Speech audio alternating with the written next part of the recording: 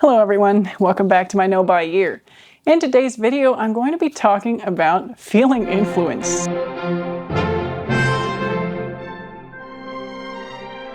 So, YouTube tells me what other videos my audience tends to watch.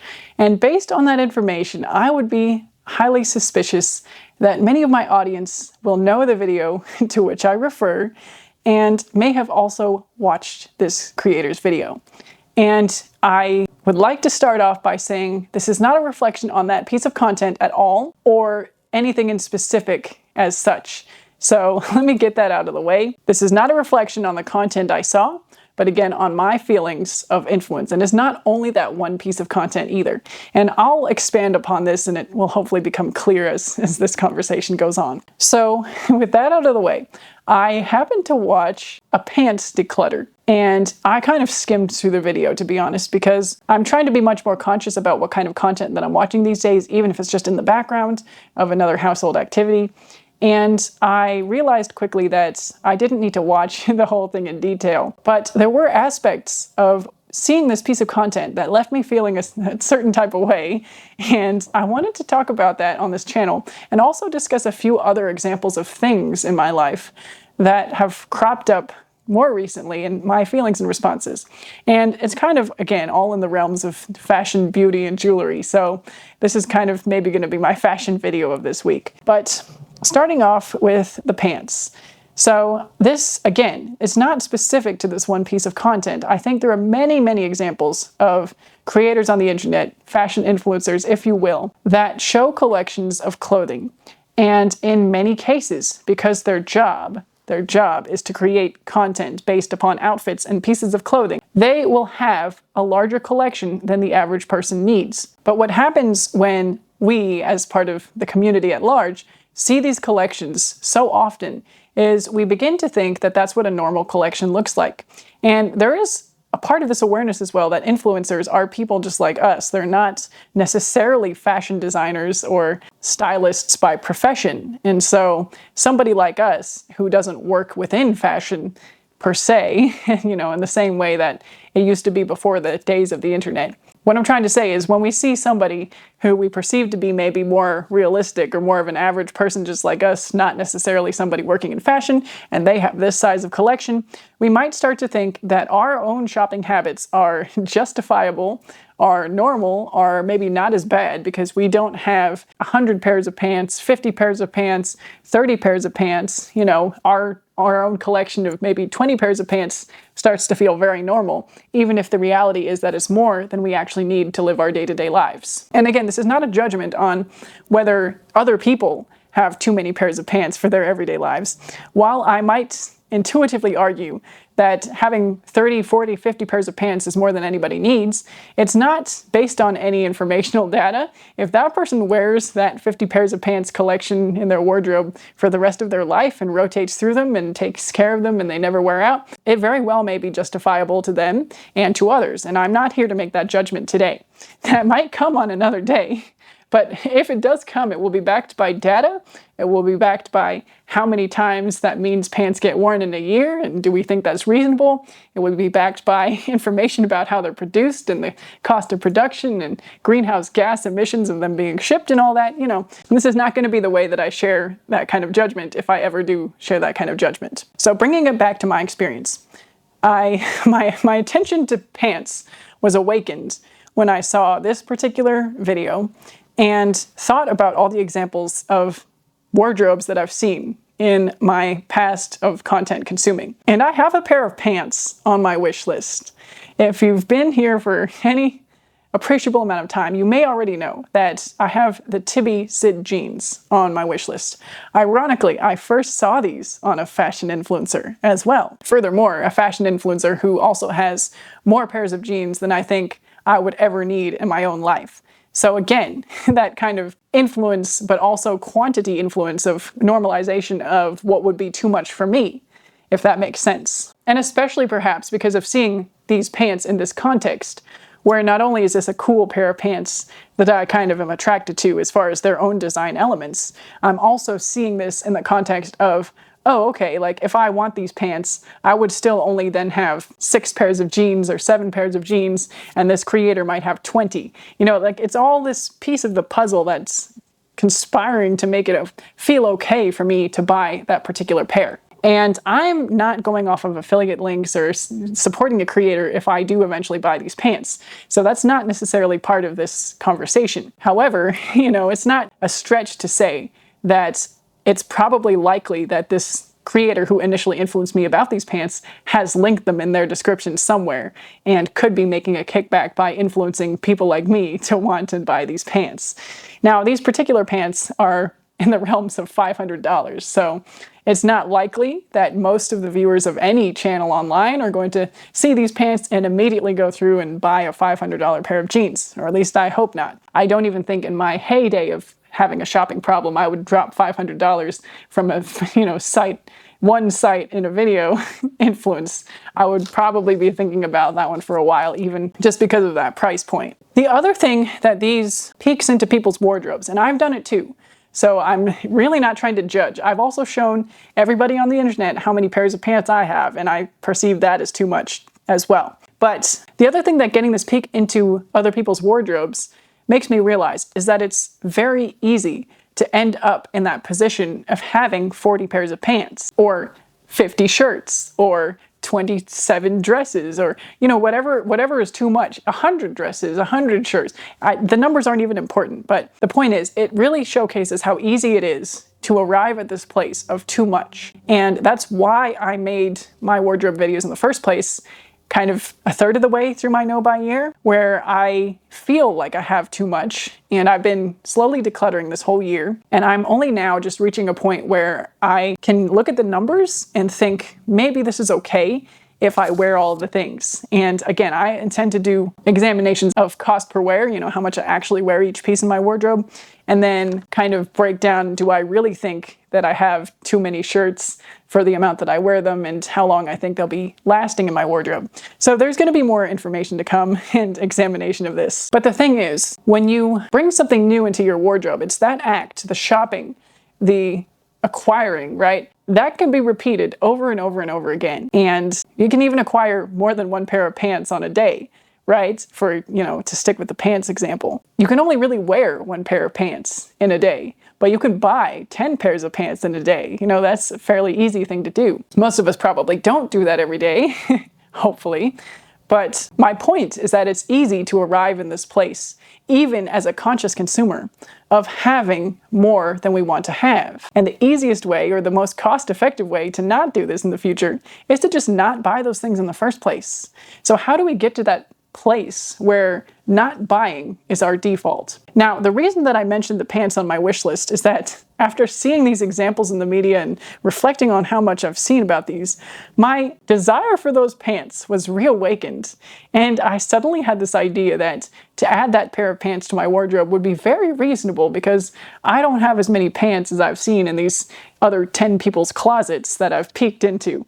And therefore, my level is normal, and it doesn't really matter that they're a $500 pair of pants or that I may or may not need another pair of pants. It's okay. And after reading some of the books that I've recently read that I might have already talked about on this channel, or if I haven't, I will be, I realized that shopping when you don't have a true need for the object, right? It's not about a need of satiating your emotions or fulfilling boredom or exploring that desiring, wanting, buying, or even a styling desire, right? To add something new for styling purposes. When you don't have a true need to shop, when you don't actually need the pair of pants, it's kind of like eating when you're not hungry.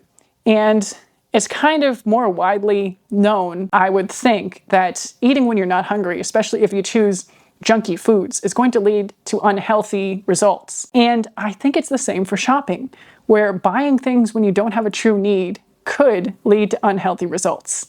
And this might be opening a huge can of worms that I'm not really ready for right now, but I'm just thinking in relation to my desire to buy those jeans. I don't have the need for another pair of pants right now. And to buy them when I don't have the need might be setting myself up for an unhealthy result. And if I were to repeatedly buy pairs of pants when I don't need them, the unhealthy result would be a closet of obesity, right? My pants collection would be obese or overweight for the size of my closet in my mind, in my actual physical closet. So that was just an interesting parallel that came up as I was contemplating these pants once again. All the same, I will share that I am going to probably get these pants for Christmas. So there is a plan in place to add these pants to my wardrobe. Now, is the holiday season a way to circumvent, shopping when you're not hungry or when you don't have a need? Is that, is the occasion of Christmas, the gift giving, a way to healthily circumvent that? I don't know.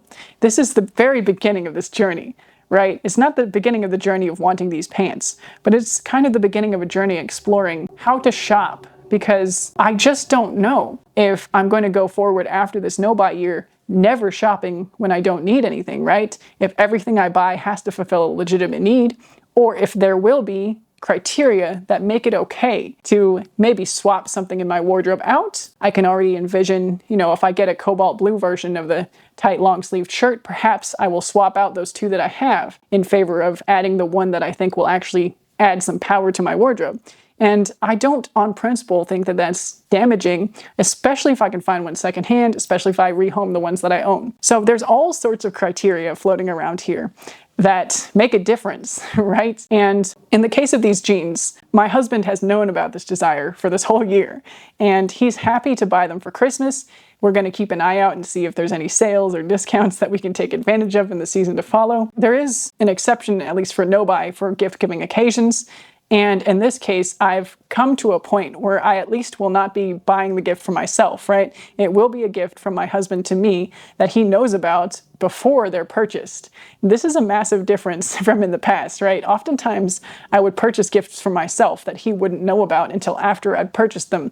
And then we would have a chat about it, and he would probably be a little disappointed, especially if it was expensive, and I hadn't shared that with him before, because he does talk to me about all of the things he purchases, especially over a certain threshold. We share finances, we have shared budget goals. So this is just how we operate. Not saying that that's how you should operate, I'm just saying we do share those things, except for when I'm slipping up in my shopping tendencies. So I have come a fairly long way, actually, as far as not having done that for a long time this year. And now, him knowing about it prior to the purchase, and him being able to be the one who makes the purchase for the gift-giving occasion. But it does reiterate to me that going forward, it's going to be an act of constant vigilance, to quote Mad-Eye Moody, where when I see these things, I don't want to have to restrict the content that I watch to such a degree that I can't watch it at all. And I want to be able to ride out these waves of, well, see, here's the thing. I watched the pants declutter, and I didn't want any of the pants that I saw. I wanted the pants that were already on my wish list from earlier this year, many months ago. And I at least consider that a step in the right direction. What would have happened if I hadn't had any pants on my wish list? Would I have wanted pants?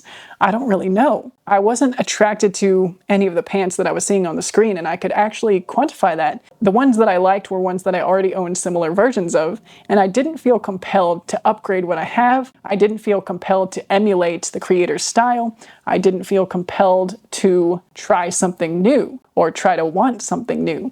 It was just the desire that I'd had for pants, those specific pants, months ago, and even throughout this year at various checkpoints, being awakened with more full force. So, I don't know, maybe there's a lesson in that too. If you already kind of want something in a certain category, maybe don't watch videos, or be prepared when you watch videos, content with that kind of object in it. If you want a makeup product, maybe don't watch makeup videos unless you're prepared to not buy that thing until you're ready to buy it. It's just that the holidays are coming, and that might be what I choose to get as my main holiday gift. Anyway, the other thing that's been going on behind the scenes is that I'm doing more and more slow decluttering, putting things away that I just don't think I need to have out or have as options in my current wardrobe. I put away my summer clothes that I don't really wear over winter, and I've been kind of test running, putting away some of the things that I have more of a feeling that I don't really reach for. So I had a purple Skims dress, for example, it's, skin tight maxi dress, and I have a black one with long sleeves. And while I like the black one a lot more, I just don't know that I need it. So I've put that away. I put away the alpaca print sweater because, again, I was thinking about decluttering that last year. And I held on to it, partly influenced by some comments on this channel and back when I was posting TikToks about people that really loved that sweater and thought it looked great and they liked the style and etc. But I just don't know that I need to keep it.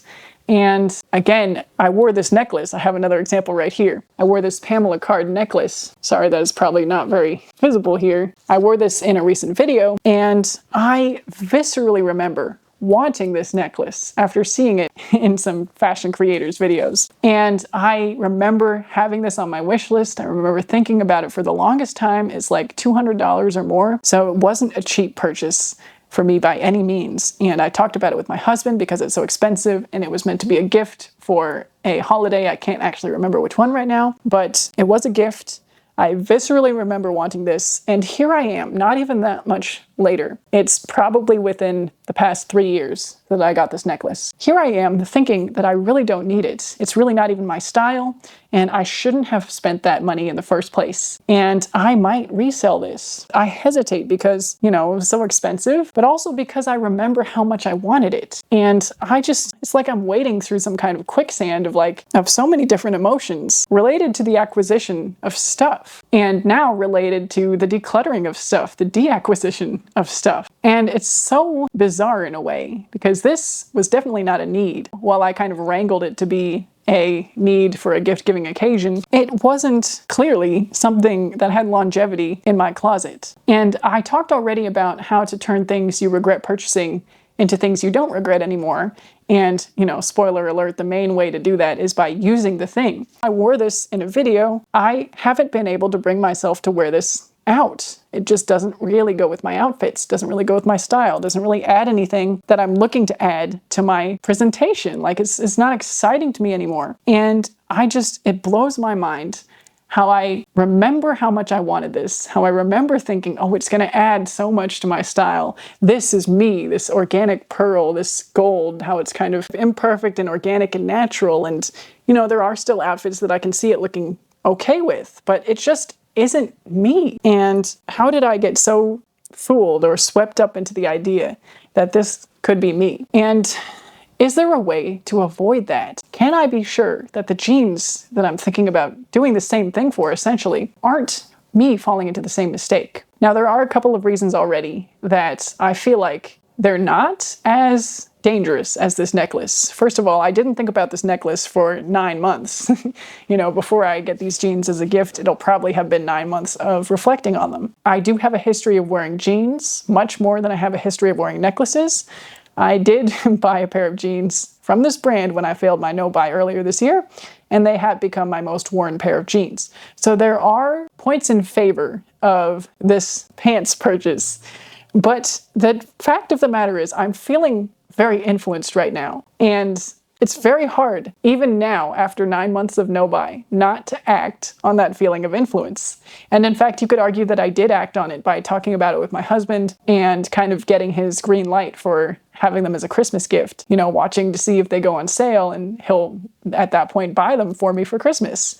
And I guess I just wanted to share that on this channel as a little bit of a no-buy update, because I'm still not immune, despite all that I've gone through this year. And it just brings up so many questions about content consuming, about wish listing, about what I need in my closet, about shopping when I don't have a need. You know, is that going to be unhealthy for me mentally? Also, the goals of my style in my closet. Is it going to serve me or is it going to harm me?